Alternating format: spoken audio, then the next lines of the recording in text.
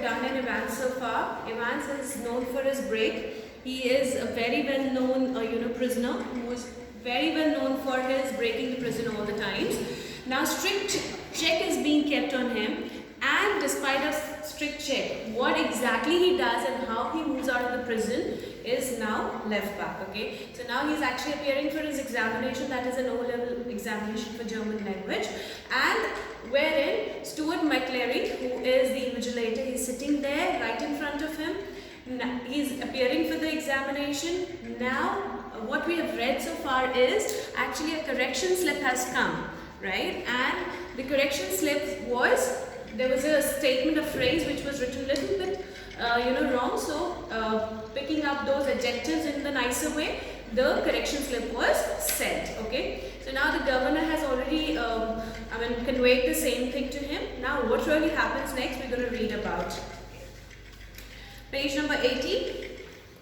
Shoulders, sir. It's a bit parky in there, isn't it? Silence. Evans, there's one on me bunk there, sir. McClary, be quick about it. Silence. At 10:51 a.m., Stephens was more than a little surprised to see a grey regulation blanket draped around Evans' shoulders, and he frowned slightly and looked at the examiner more closely.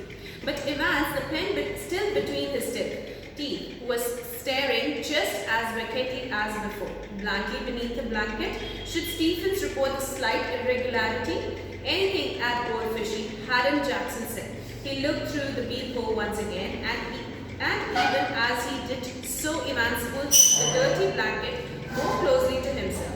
Was he planning a sudden Batman leap to suffocate McClary in the blanket? Don't be daft. There was never any sun on this side of the prison, no heating either during the summer months, and it could get quite chilly in some of the cells. Stephens decided to revert to his earlier every minute observation. Now he's again talking to himself because he was feeling a little cold, so Stephen is talking about it, that how out of a sudden he's just draping a blanket, because Stephen was a little more curious to see that whether he's actually appearing for his examination nicely or not. So he was just keeping a good eye, just an eagle eye on him, and even he was looking out of the peephole once again that whether this gentleman is sitting there and giving the examination nicely or not. He was expecting something more out of him because he was known as the Evans the Break. At 11:20 a.m., the receiver once more crackled across the silence of the governor's office, and McClary informed Evans that only 5 minutes remained. The examination was almost over now, but something still gnawed away, quietly in the governor's mind. He reached for the phone once more. At 11:22 a.m., Jackson shouted along the corridor to Stephens. The governor wanted to speak with him. Hurry, man. Stephens picked up the phone apprehensively and listened to the rapidly spoken orders. Stephens himself was to accompany McClary to the main prison gates. Understood. Stephens personally was to make absolutely sure that the door was locked on Evans after McClary had left the cell. Understood. At 11:25 a.m., the governor heard the final exchange.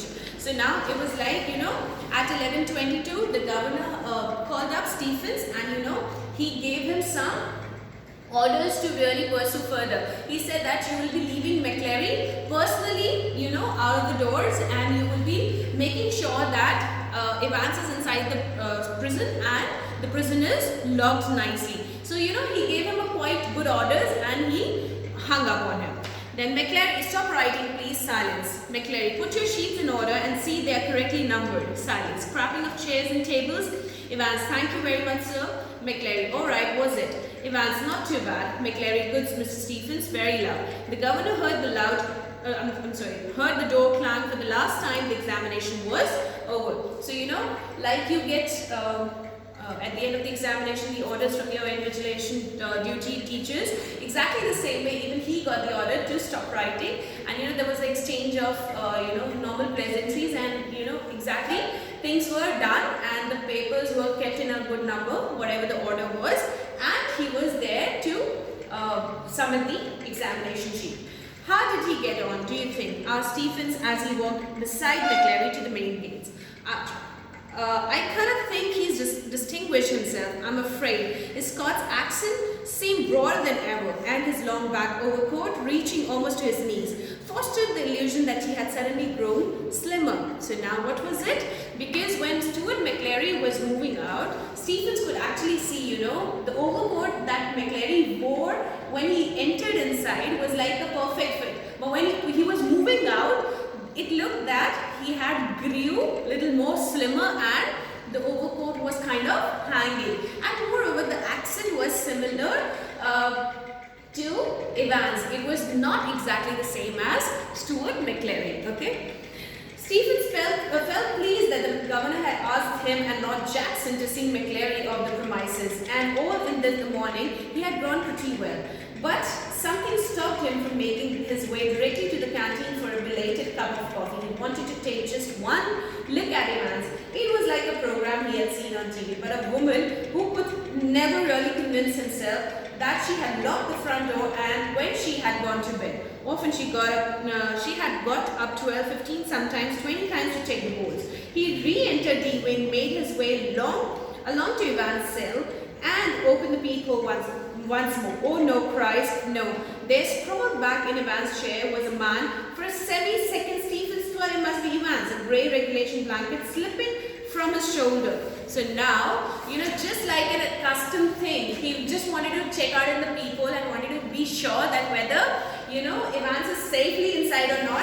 And what he saw when he actually really saw, just like the ladies, when they actually go to the bed and they keep on checking whether the things are done or not before going to the bed, exactly the same way he was accustomed to, Jackson, that he wanted to just see whether this gentleman is safe inside the prison or not. And now Stephens did not really pay attention to Stuart McClary nicely because, he was really, feeling happy that instead of Jackson, this work has been given to me. So he was over-broadening himself with the happiness that yes, governor has asked me to do something, So he did not pay much heed to it and he was just leaving Stuart McClary at the gate. So now what really happens? Now when the blanket got off the shoulders, what really happened? The front of his closely cropped, irregularly tufted hair awash with fierce red blood, which had dripped already through the small black beard and was even now spreading horribly over the white clerical collar and down into the black clerical front. Stephens shouted widely for Jackson, and the words appeared to penetrate the curtain of blood that veiled McClary's ears, for the minister's hand felt feebly for the handkerchief from his pocket and held it to his bleeding head, the blood seeping slowly through the white linen. He gave a long, low moan and tried to speak, but his voice trailed away. And by the time Jackson had arrived and dispatched Stephens to ring the police and ambulance, the handkerchief was sticky, squelchy wad of cloth. So now it was like, what? When you see blood, what really happens? You simply just look out for the savior of that particular hurt man. You would really not think of anything else. So exactly the same way, what he did, he actually took out his handkerchief because the blood was flowing heavily, and he just wanted to cover that hurt man. And he did not really bother who that gentleman was because they were just expecting that it would be Evans who would have done it to himself. They were just expecting that, but actually, what really happened? So, McClary slowly raised himself, his face twisted tightly with pain. Do not worry about the ambulance man. I am alright. Get the police. I know where he closed his eyes and another drip of blood splashed like a huge red raindrop on the wooden floor. His hand fell along the table, found the German question paper and grasped it tightly in his blood-stained hand. Get the governor. I know where Evans. Almost immediately, sirens were sounding. Prison officers barked orders. Puzzled prisoners pushed their way along the corridors. Doors were banged and bolted, and phones were ringing everywhere. And within a minute, McClary, with Jackson and Stephens supporting him on either side, his face now streaked and cracked with drying blood, was greeted in the prison yard by the governor, perplexed and grim. We must get you to hospital immediately. I just don't. We have called the police. Yes, they're on their way, but I'm alright. Look here. Awkwardly, he opened the German question paper and thrust it upon the governor's face. It's there. Do you see what I mean? The governor looked down and realized what McClary was trying to tell him. A photocopied sheet had been carefully and cleverly superimposed over the last originally blanked page of the question paper. So now what was it? now they knew that actually it is Stuart McClary who has been hurt by Evans, and Evans has actually moved out of the cell, you know. So what was it? So he said, like, he actually created a scene, Stuart McClary, and what he said that, because the blood was flowing over his head, and he said that he threw the question paper right in front of the governor, and he said that and I know that where he has actually been where. So this is the place where he actually has run away. So he was just trying to hold his breath, and he was actually trying to convey to the governor and other police officer that this is the place where this gentleman might have run. You see what we have done, Governor, you see? His voice trailed off again as the governor, dredging the layers of the long neglected learning, willed himself to translate the German text before him. Sei sollen dem schon Verbreten Plan genau flogen der Wish. So it's all written in German. I'm not reading it nicely here. So you must follow the plan already something. The vital point in time is 3 minutes before the end of the examination, but something. Don't hit him too hard. Remember, he is a minister. And don't overdo the Scots accent when. A fast approaching siren wailed to his crescendo. The great doors of the prison yard were pushed back, and a white police car squealed to a jerky halt beside him. Detective Superintendent Carter swung himself out of the passenger seat and saluted the governor.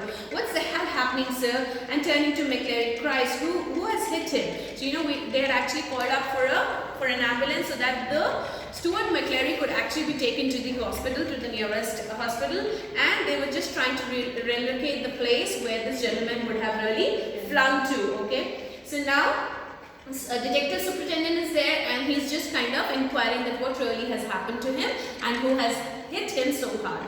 But McClary cut across whatever explanation the governor might have given. Earlsfield Way, officer, I know where Evans. He was breathing heavily and leaned for support against the side of the car, where the imprint of his hand was left in tarnished crimson. In bewilderment, Carter looked at the governor for guidance. "What? Take him with you, if you think he'll be alright. He's the only one who seems to know what's happening." Carter opened the back door and helped McClary inside, and within a few seconds, the car leaped away in the strut of gravel. Earlsfield Way, McClary had said, and there it was staring up at the governor from the last few lines of the German text. From Earlsfield Way, drive to the Headington roundabout where, yes, of course, the examinations board was in Earlsfield Way, and someone from the board must have been involved in the escape plan. From the very beginning, the question paper itself, the correction slip, the governor turned to Jackson and Stephens. "I don't need to tell you what's happened, do I?" So now they have actually got to know that the correction slip that had come, actually it was a part of the plan, and yes, the entire directions were written in that correction slip. So now, the governor also said that I don't really need to tell you because you are quite understood, you must have understood what exactly would have been happened. The question paper, the correction slip, exactly everything was planned, and now the entire escape was already planned. So what they were directing now, Stuart McClary, who was being hurt, he said that we must take the Earlsfield Way because I know he must have really taken away from this particular place. Okay, so his voice sounded almost calm in its cackling contempt. "And which one of you two morons was it who took Evans for a nice little walk to the main gate and waved him bye-bye?" "It was me, sir," stammered Stephens. "Just like you told me, sir, I would have sworn." "What? Just like I told you? You say what the hell? When you rang, sir, and told me. What was that?" The governor's voice was a whiplash now, Whiplash as in, which got a little feeble, and then you are asking and asking like, I asked you to really take him down? No, I never called you. I never asked you to really take him out of the gate. Sir, about 20 past 11, just before you, blithering idiot man, it wasn't me who rang you. Don't you realize? But what was the use? He had used the telephone at the time, but only to try unsuccessfully once more to get through the examinations board. So basically, it was not him. It was actually not the governor, but it was a planned call. Okay. So he shook his head in the growing despair and turned on the senior prison officer. "As for you, Jackson, how long have you been pretending you've got a brain? Well, I'll tell you something, Jackson. Your skull is empty. Absolutely empty. It was Jackson who had spent 2 hours in Evans' cell the previous evening, and it was Jackson who had confidently reported that there was nothing hidden away there, nothing at all. And yet, Evans had somehow managed to conceal not the rest of the clerical paraphernalia, but also some sort of weapon with which he had given McClary such a terrible blow across the head. So Governor is being little,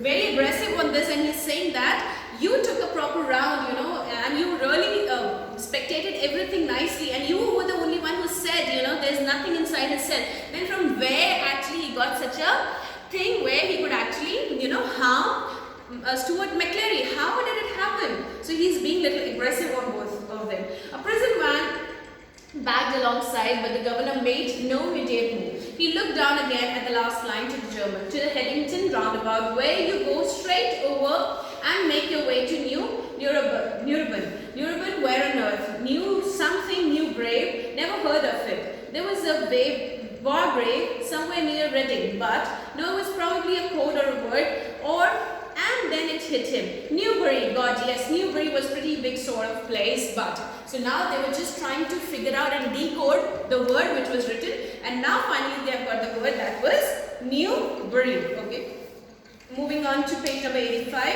He rapped out his orders to the driver. Send Old Police Station and step on it. Take Jackson and Stephens here, and when you get there, ask for Bell, Chief Inspector Bell. Got that? He leaped the stairs to his office, three at a time. Got Bell on the phone immediately and put the facts before him. We'll get him, sir, said Bell. We'll get him with a bit of luck. The governor sat back and lit a cigarette. Dear gods, what a beautifully laid plan it had all been. What a clever fellow Evans was. Careless, leaving that question paper behind, but then they all made their mistakes somewhere along the line. Well, almost all of them, and that's why very, very shortly Mr. Clever Evans would be back inside doing his once more. The phone on his desk erupted in this strident burst, and Superintendent Carter informed him that McClary had spotted Evans driving off along Elsfield Way. They would got the number of the car, all right, and they had given chase immediately, but had lost him at the Headington roundabout. He must have doubled back into the city. No, said the governor quietly. No, he's on his way to Newbury. He explained his reasons for believing so, and left it at that. It was a police job now, not his. He was just another good for a giggle, gullible governor. That was all. By the way, Carter, I hope you managed to get McClary to the hospital all right. Yes, he's in Radcliffe now. Really groggy he was. When we got to the examination offices and they rang for the ambulance from there, the governor rang the Radcliffe a few minutes later and asked for the accident department. McClary, you say? Yes, he's the parson. So now what really happened? Now they're actually heading to the place where the correction slip was, and governor was quite witty to get the real address which was written on the correction slip. And on top of that, he was just inquiring whether the parson, the priest who had come for the invigilation, had he been to the hospital or not. So which was the name of the hospital? That was Radcliffe Hospital, and they just wanted to be sure whether he has reached the hospital safely or not. So what he did, he actually called up the Radcliffe Hospital, and what he found now, we're going to read. I don't think there's anyone. Yes, there is. You'll find one of your ambulances picked him up from Elsfield Way. About. Oh, that. Yes, we sent an ambulance all right, but when we got there, the fellow had gone. No one seemed to know where he was, just vanished, not a sign. But the governor was no longer listening, and the truth seemed to hit him with an almost physical impact somewhere in the back of his neck. A quarter of an hour later, they found the Reverend S. McClary securely bound and gagged in his study in the Broad Street. He had been there, he said, since 8:15 a.m. when two men had called and inquiries in the Newbury throughout the afternoon produced nothing at all. And by the tea time, everyone in the prison knew what had happened. It had not been Evans impersonating McClary who had walked out. It had been Evans impersonating McClary who had stayed in. So who was it now? McClary was in the plan. Actually, okay, so what was it? So the McClary who was presenting to be Evans, who was it? It is, yes. So now it is actually the other way around. They had left him himself to really be escaped out of that ambulance, because there was no McClary in the hospital, and on top of that, the other person who had come, he had actually moved out of the cell by one of the officers. So both of them had escaped, and Evans had a nice break, So now Governor is actually into a conclusion that actually who was Evans? Where was Evans now? Yes. Okay. So the fish and the chips were delicious, and after a gentle stroll round the center of the Chipping Norton, Evans decided to return to the hotel and have an early night, a smart meal that concealed the wreckage of his closely cropped hair, and he kept it on as he walked up to the reception desk, the Golden Lion.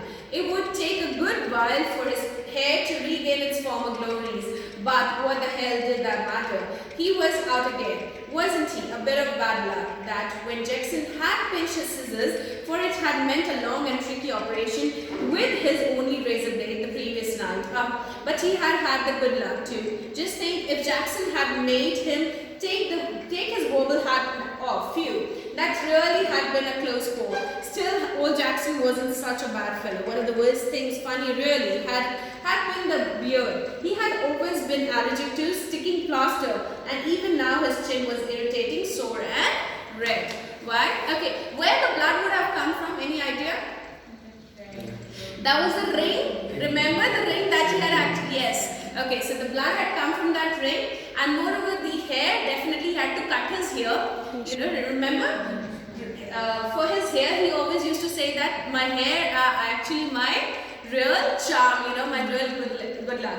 And even he had to shave himself off, but then after that also he actually plastered himself with a good thick beard, wherein his skin got rashes because of it, because he was allergic to all these things. Okay, so now which is the hotel name? That is the Golden Lion, because remember in the correction slip, the Golden Lion had come exactly the same way. So from there they had actually got to know that it was, the hotel name was Golden Lion, and it was actually somewhere near the Newbury, and Newbury is actually a big place. So is it clear till here, everyone?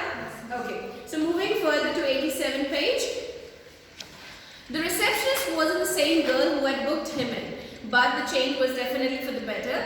As he collected the key, he gave her the best smile. So now this is he here? Evans, okay?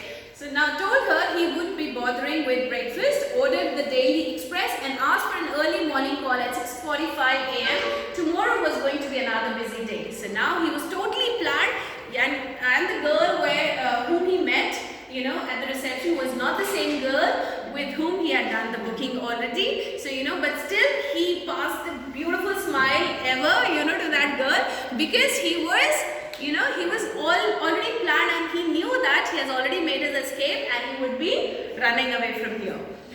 So, and moreover, he even said that I would be needing an early morning call at 6:45 a.m. so that I could be awake by that time. He whistled softly to himself as he walked up the broad stairs. He had sort of liked the idea of being dressed up as a ministerial dog collar and everything. Yes, it had been a jolly good idea for McClary to wear 2 black shawls, 2 collars, but that dog collar few. It had kept on slipping off the black star, and there had been that one panicky moment when McClary had only just got his hand up to his neck in time to stop the collars springing apart before Stephens.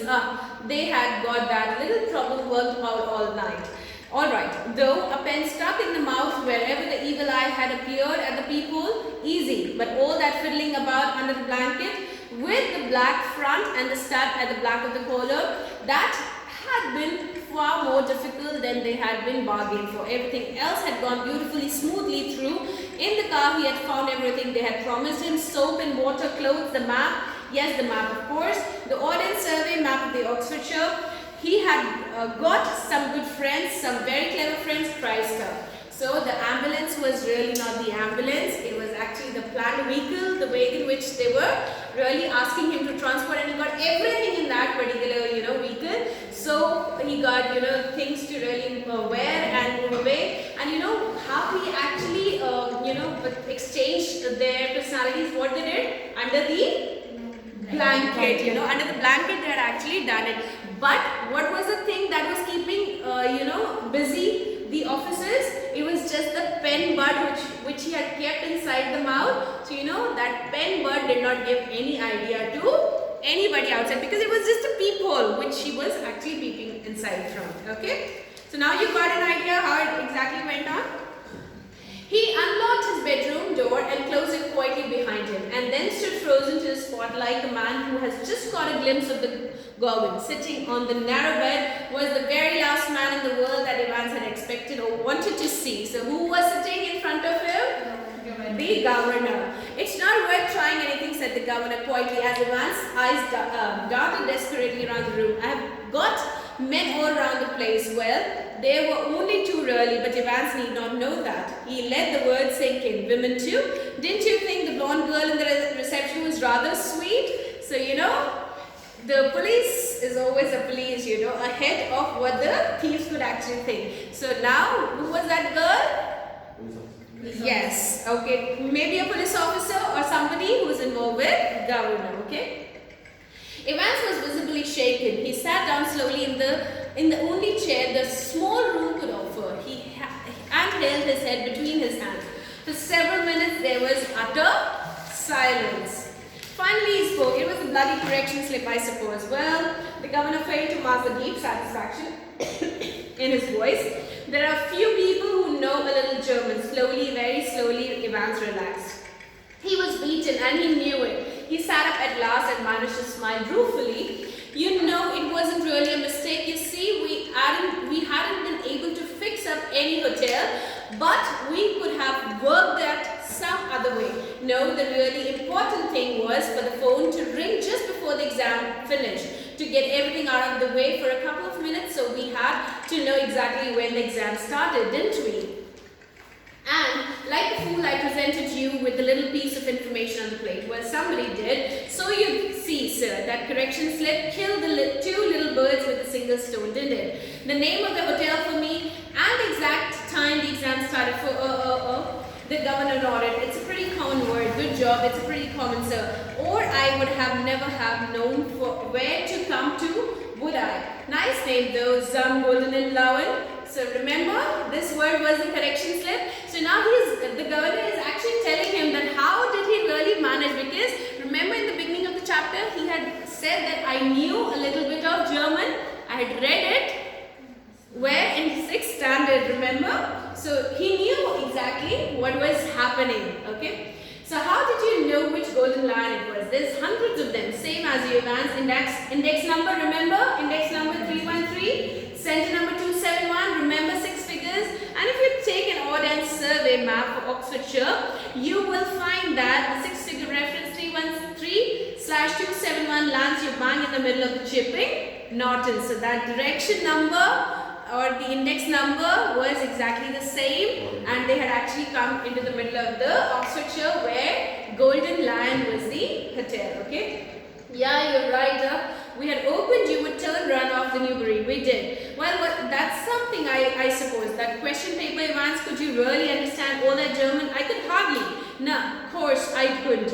I knew roughly what it was all about. We just opened it, throw a few spanners in the works, sort of muddle everybody a bit. The governor stood up. Tell me one thing before we go.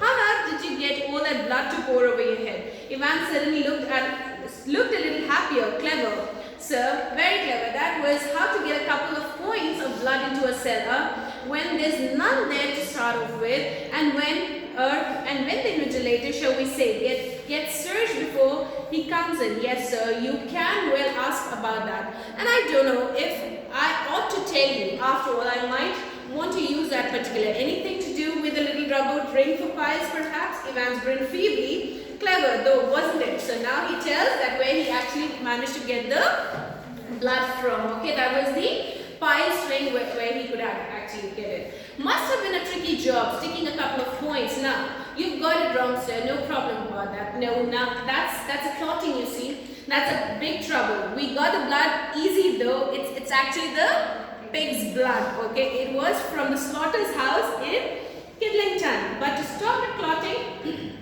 you got to mix your actual blood. Evans took a breath. even won 10th of its own volume of 3.8% to sodium citrate. Didn't know that, did you, sir? So the governor shook his head in the token of reluctant admiration. We learn something new every day. They tell me, come on, Miss Lad. So he was just trying to give an explanation because the clotting of the blood it began unless you don't mix it with the real blood. So he's just giving the normal configuration that how did he actually mix up the blood with the pig's blood. Okay. So Evans made no show of resistance, and side by side the two men walked slowly down the stairs. Tell me, Evans, how did you manage to plan all this business? You have had no visitors. I have seen to that. You have had no letters. I've got lots of friends though. What's that supposed to mean? Me, German teacher for a start, you mean? But he was from the technical college, was he? Evans was almost enjoying it all now. Ever check up on them, sir? So his tutor who used to come and teach him, that was one of his acquaintance and friend. Okay. God Almighty, there's far more going on than I. Always will be, sir. Everything ready, asked the governor as they stood by the reception desk. The one's out at the front, sir, said the pretty blonde receptionist. Evans winked at her, and she winked back at him. It almost made his day. As silent prison officer handcuffed the recaptured Evans, and together the two men clambered awkwardly into the back seat of the prison van. See you soon, Evans. It was almost as if the governor was saying farewell to an old friend after a cocktail party. Cheers, sir. I was just wondering. I know your German's pretty good, sir, but do you know any more of these modern languages? Not very well. Why? Because now he was planning for another language to be learned so that he could actually make another way out. Evans settled himself comfortably on the back seat and grinned happily. Nothing's really. I just happened to notice that you've got some O-level Italian classes coming up next September. That's all. So what was it? Now he's planning to learn Italian coming up this September. Perhaps you won't be with us next September, Evans.